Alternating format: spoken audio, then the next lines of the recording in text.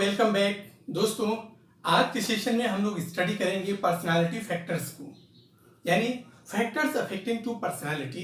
इसे determinants factors of personality यानी व्यक्तित्व को प्रभावित करने वाले कारक अथवा व्यक्तित्व के निर्धारक तत्व के नाम से भी जाना जाता है। दोस्तों, व्यक्तित्व विकास का जो संप्रत्यय है, कॉन्सेप्ट है, वो बहुत ही उलझा हुआ संप्रत्यय है जिसका एक निश्चित पैटर्न प्रस्तुत नहीं किया जा सकता। व्यक्तित्व की रचना कैसे हुई, मनोवैज्ञानिकों में मतभेद है। फिर भी अधिकांश मनोवैज्ञानिक एकमत हैं कि ये सेल्फ कॉन्सेप्ट से डेवलप हुआ है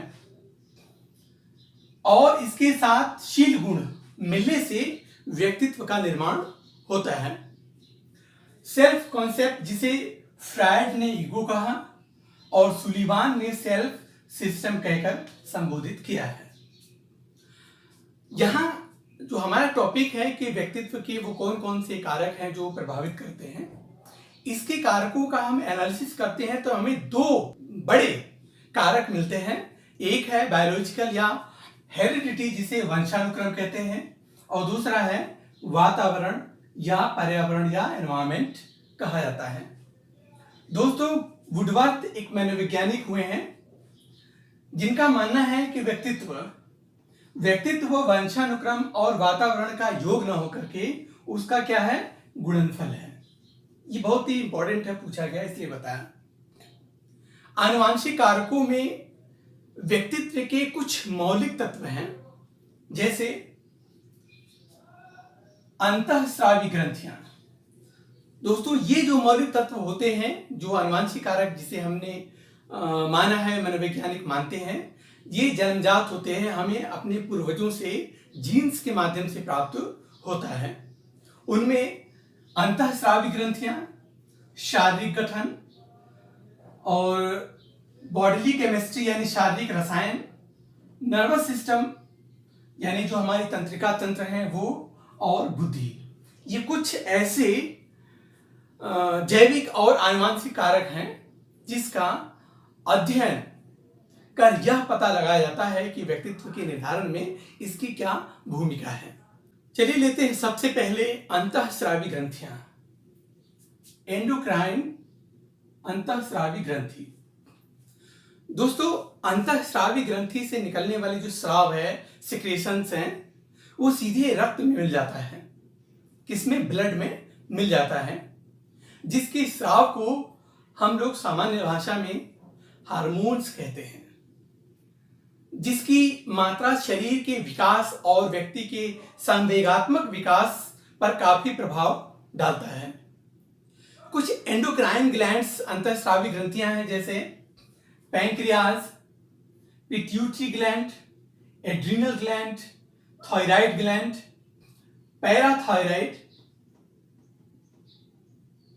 पैराथायराइड ग्लैंड, पीनल ग्लैंड और गोनाड्स। ये कुछ अंतःस्रावी ग्रंथियां हैं। सबसे पहले लेते हैं हम लोग पैंक्रियाज ग्रंथि क्या है। इसमें दो तरह के एंजाइम का स्राव होता है। एंजाइम दो तरह के स्राव होते हैं इसमें, ट्रिप्सिन, क्राइमोट्रिप्सिन और एमोलेज। इसका जो काम है वो शरीर में भोजन को पचाने का काम करता है। दूसरी जो सबसे इंपॉर्टेंट बात है, इससे निकलने वाले हार्मोन्स, इसमें भी दो तरह के हार्मोन निकलते हैं। एक हार्मोन जिसे हम इंसुलिन के नाम से जानते हैं। प्राय देखा गया है कि जो बीटा सेल होता है, दो तरह के सेल होते हैं, बीटा और अल्फा। बीटा सेल से निकलने वाले हार्मोन को इंसुलिन कहते हैं। यह रक्त में ग्लूकोज की मात्रा को नियंत्रित करता है। क्या करता है? उसे कंट्रोल करता है। इंसुलिन का स्राव नहीं होने से डायबिटीज रोग हो जाता है, और डायबिटीज यानी मधुमेह से ग्रसित जो लोग होते हैं वो अधिकांशतः मूडी होते हैं। इनकी मानसिक योग्यता, इनका स्वास्थ्य अक्सर देखा गया है खराब रहता है। इसी तरह जो अल्फा सेल होता है, अल्फा सेल से निकलने वाले जो हार्मोन्स होते हैं उसे ग्लूकागॉन कहा जाता है। क्या? ग्लूकागॉन।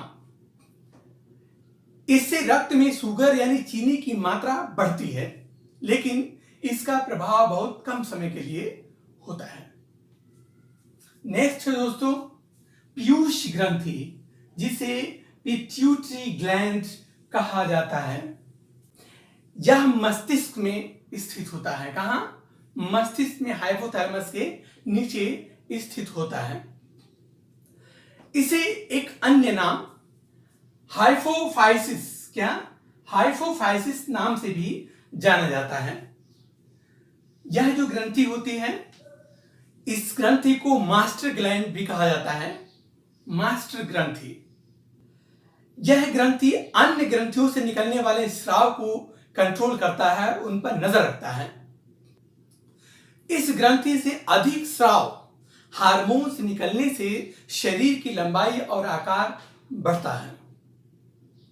आपने एक नाम सुना होगा, अमेरिका का एक लड़का था रॉबर्ट बेडलो। 22 वर्ष की आयु में पीयूष ग्रंथि में ट्यूमर हो जाने के कारण वह मर गया था। जिस दिन वह मरा, उसकी हाइट 8 फीट 11 इंच और वजन 220 किलो था। कारण क्या था? पीयूष ग्रंथि से जो हार्मोन्स निकलता है, जब उसका स्राव अधिक हो जाता है तो हमारा आकार और हमारा जो वेट है वो बढ़ने लगता है। और इस ग्रंथि से यदि स्राव कम हो यानी हार्मोन्स कम निकले तो बालक का जो कद होता है वो बौनापन का हो जाता है, यानी बालक जो होता है वो बौना हो जाता है। आपने शाहरुख खान की फिल्म जीरो देखी होगी। शाहरुख खान का जो किरदार है वो इसी स्राव के कारण, कम स्राव के कारण हो गया था। नेक्स्ट दोस्तों एड्रीनल ग्लैंड। यह दोनों गुर्दों के ऊपर स्थित होता है। इसके बाहरी भाग को कॉर्टेक्स और आंतरिक भाग को मेडुला कहते हैं।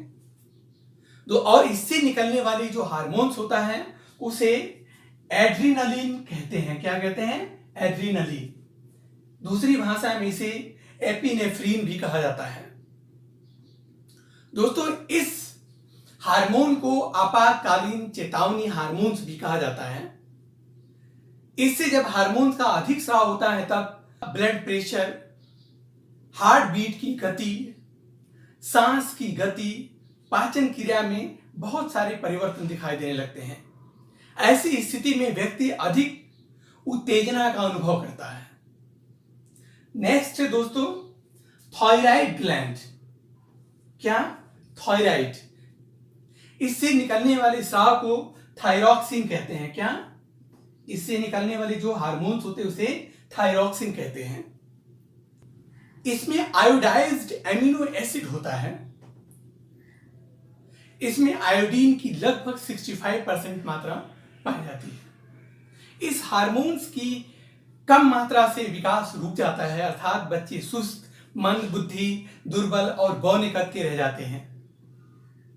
और जब थायरॉक्सिन का स्राव अधिक होता है तो शरीर का विकास बहुत तेजी से होता है।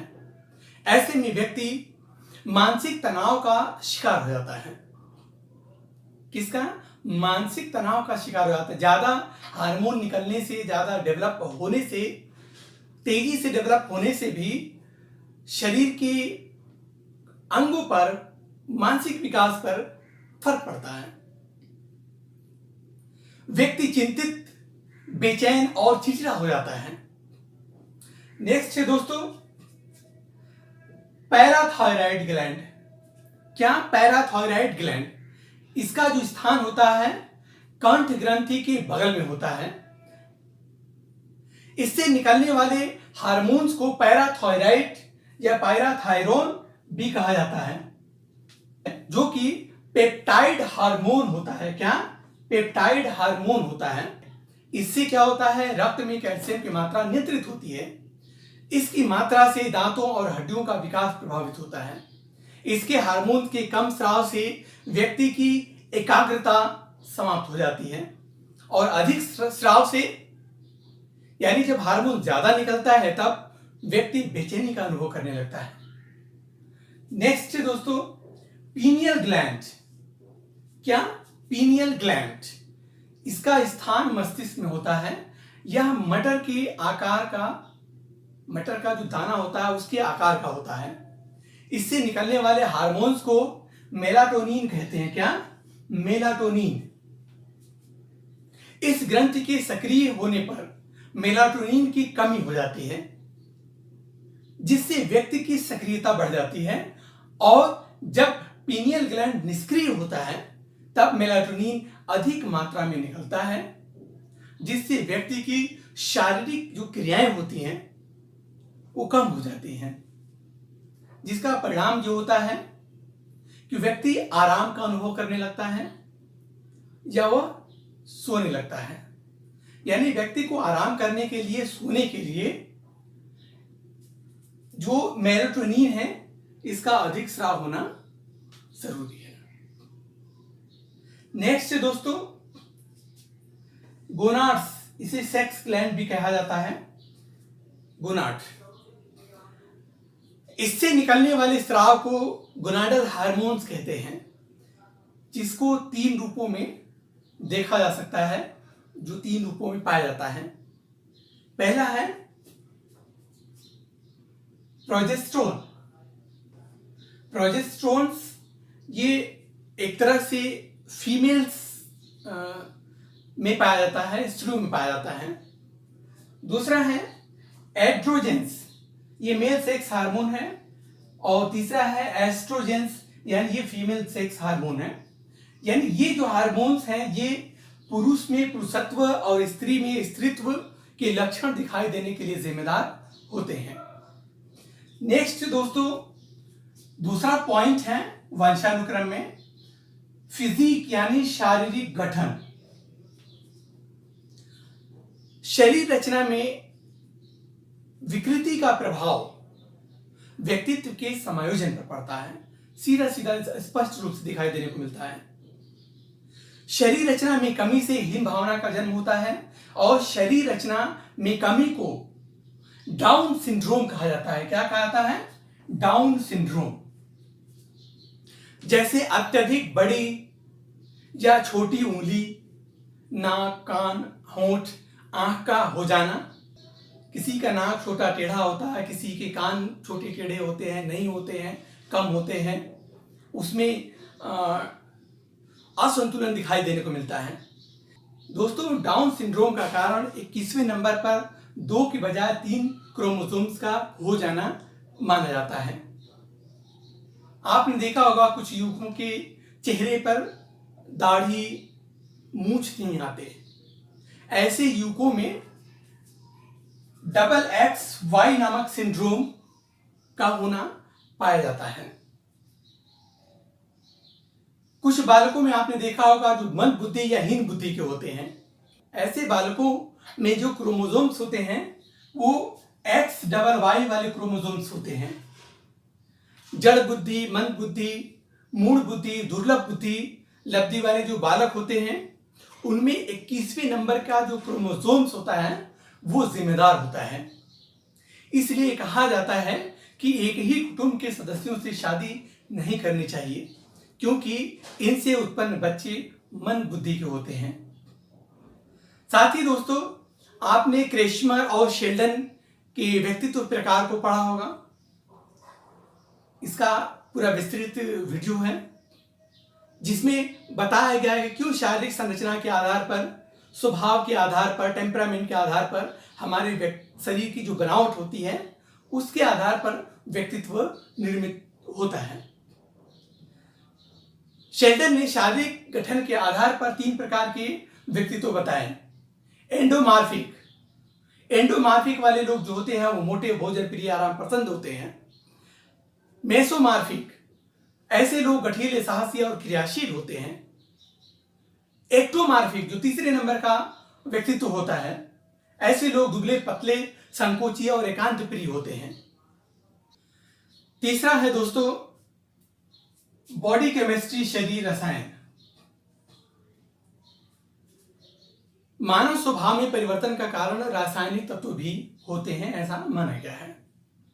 उदाहरण के तौर पर शांत व्यक्ति में कफ की चिड़चिड़े व्यक्ति में पित्त की और वात प्रकृति के व्यक्ति में रक्त की अधिकता होती है। वात पित्त कफ में असंतुलन से व्यक्ति के व्यवहार प्रभावित होते हैं। जैसे शरीर में शर्करा की कम या अधिक मात्रा से शरीर और मानसिक दशा में परिवर्तन होता है। इसी तरह विटामिन की कमी से विभिन्न प्रकार के रोग हो जाते हैं। ये शारीरिक परिवर्तन है। इसके आधार पर हमारा व्यक्तित्व भी प्रभावित होता है, निर्मित होता है। नेक्स्ट है दोस्तों नर्वस सिस्टम, तंत्रिका तंत्र। व्यक्ति की मानसिक क्रियाओं का संचालन कौन करता है? वो करता है नर्वस सिस्टम। इसमें विकार से विभिन्न प्रकार के स्नायु रोग हो जाते हैं, जैसे हकलाना, तुतलाना, हिस्टीरिया, बहरापन, शब्द अंधापन आदि विभिन्न प्रकार के रोग हो जाते हैं, जो व्यक्तित्व विकास को काफी हद तक प्रभावित करते हैं। नेक्स्ट है दोस्तों इंटेलिजेंस, बुद्धि। बुद्धि क्या होता है ये हम भली भांति जानते हैं, लेकिन बुद्धि का ये लक्षण वंशानुक्रम से हमें प्राप्त होता है। बुद्धि क्या है? सीखने की योग्यता है, अमूर्त चिंतन की योग्यता है, नवीन परिस्थितियों से समायोजन की क्षमता है, योग्यता है। अब यदि तीव्र बुद्धि का बालक होगा तो उसके साथ इनमें से कोई एक समस्या नहीं होगी, क्योंकि होशियार बच्चों के साथ समायोजन की समस्या नहीं होती है। समायोजन की समस्या तब उत्पन्न होगी जब वो कम होशियार बच्चों के साथ वो एडजस्ट करने की कोशिश करेगा, उनकी संगत में रहेगा। लेकिन मंद बुद्धि बालकों के साथ सीखने की भी समस्या होगी, चिंतन की भी समस्या होगी और समाज में समायोजन की भी समस्या होगी। बुद्धि को मापन करने के लिए आईक्यू का ज्ञात किया जाता है। जिसकी जितनी आईक्यू होगी उसी के अनुसार व्यक्ति की व्यूह रचनाएं बनाई जाती हैं। व्यक्तित्व के निर्धारण में इसकी बड़ी भूमिका होती है।